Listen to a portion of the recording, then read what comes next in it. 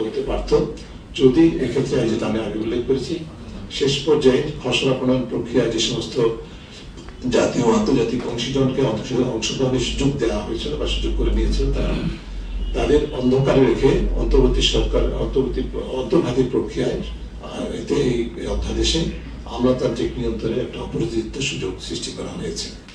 যেটা যদি না করা হতো তাহলে আইনটি সত্যিকার অর্থে একটা আন্তর্জাতিক মানসম্মত আইন হতো। বিশাল লস্ট অপরচুনিটি।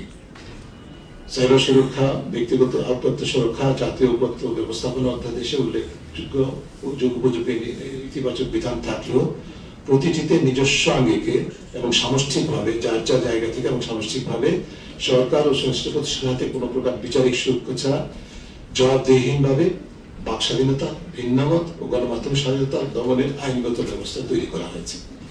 জাতীয় কর্তৃত্ববাদী আমলের ন্যায় ব্যাপক নজরদারি ভিত্তিক শাসন ব্যবস্থা চলমান রাখার সুযোগ রাখা হয়েছে এই আইনগুলোতে। দুদক সংস্কার কমিশনের আশু করণীয় সুপারিশমালা সরকার বা দুদকের নিকট প্রত্যাশিত গুরুত্ব পায়নি। অন্যদিকে অন্য কোনো অংশীজনকে সম্পৃক্ত না করে দুদক ও সরকারি আমলাতন্ত্রের একচ্ছত্র কর্তৃত্বে দুদকের পরিপূর্ণ স্বাধীনতার পাশাপাশি জবাবদিহিতার জন্য সবচেয়ে গুরুত্বপূর্ণ কৌশলগত যে সুপারিশ ছিল সেটিকে উদ্দেশ্যমূলকভাবে বাদ দেওয়া হয়েছে। যদিও প্রতিবেদন প্রকাশের পর এক্ষেত্রে দুদকের শীর্ষ কর্তৃপক্ষের কোনো দ্বিমত ছিল না, যেটা সরাসরি ভাবে আমাদেরকে বলা হয়েছে। তারা বলেছেন যে তারা হতবাক হয়েছেন কি কারণে, যে তাদের আমাদের যে দুদক সংস্কার কমিশনের যে প্রস্তাবনা করেছিল কোনোটির ক্ষেত্রে তাদের কোনো দ্বিমত ছিল না, প্রতিটি ক্ষেত্রে তাদের ঐক্যমত্য ছিল, কোনো দ্বিমত করতে পারেনি। সেই কারণে দুদকের শীর্ষ কর্তৃপক্ষ বলেছিলেন যে তারা একটু হতাশই হয়েছেন।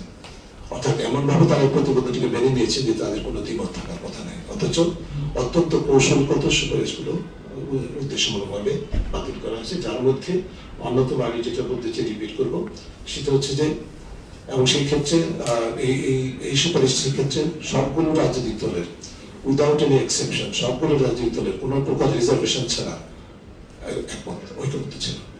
অর্থাৎ দুদকের জন্য পর্যালোচনা কমিটির এক দায়িত্ব ছিল দুদক যে কারণে অকার্যকর ছিল জন্মলগ্ন থেকে রাজনৈতিক প্রভাব বা আমলাতান্ত্রিক প্রভাবের কারণে সেটার থেকে উত্তরণের জন্য অন্যতম হাতিয়ার হিসেবে দুদক যে কাজ কার্যক্রম পরিচালনা করে সেই সম্পর্কে 6 মাস পর একটি স্বাধীন বাছাই পর্যালোচনা কমিটি দুদকের সাথে আলোচনা সাপেক্ষে তাদের সাথে সম্মত প্রক্রিয়ায় সম্মত তথ্য সংগ্রহের মাধ্যমে দুদকের কার্যকরের বিশ্লেষণ করবে এবং গণশুনানি করবে। এই সুযোগটা রাখার জন্য স্বাধীন বাছাই কমিটি পর্যালোচনা কমিটি প্রস্তাব করা হয়েছিল। ওর উদ্দেশ্য ছিল দুদকের সর্বোচ্চ স্বাধীনতা আমরা যেরকম চাই, কিন্তু কোন স্বাধীনতাই যেরকম জবাবদিহীনতার ঊর্ধ্বে নয়, একইভাবে দুদকের সর্বোচ্চ স্বাধীনতার পাশাপাশি দুদকের জবাবদিহি নিশ্চিত করার একটা উপায় প্রস্তাবনা করা হয়েছিল।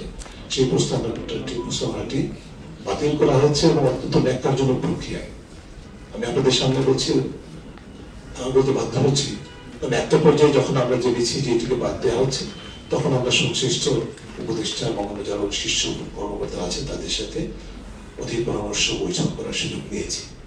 সেখানে 1 ঘন্টার বৈঠকে আলোচনা সাপেক্ষে তারা সম্পূর্ণভাবে একমত হয়েছে, রিপিট করছি, সম্পূর্ণভাবে একমত হয়েছে যে বাছাই পর্যালোচনা কমিটি থাকবে এবং যেই প্রক্রিয়া এবং যে কর্মপদ্ধতি সুপারিশ করা হয়েছিল সেটাও থাকবে।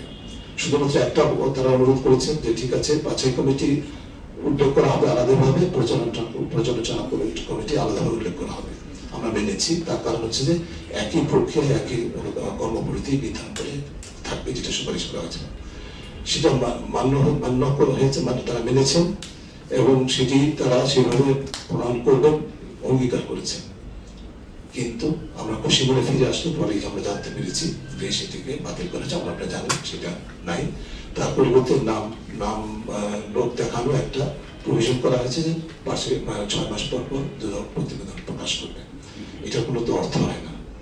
এটা জবাবদিহিতার একটা প্রক্রিয়া নিশ্চিত করতে হবে, যেটি করতে সরকার ব্যর্থ হয়েছে, দুদক ব্যর্থ হয়েছে। আমাদের জানা মতে দুদকের অভ্যন্তরীণ শক্তি, দুদকের অভ্যন্তরীণ আমলাতান্ত্রিক শক্তি এবং দুদকের সরকারের অভ্যন্তরীণ আমলাতান্ত্রিক শক্তির একাংশের হাতে উপদেষ্টা পরিষদ আত্মসমর্পণ করেছে।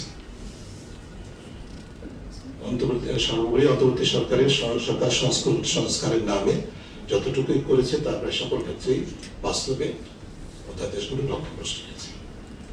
ধন্যবাদ।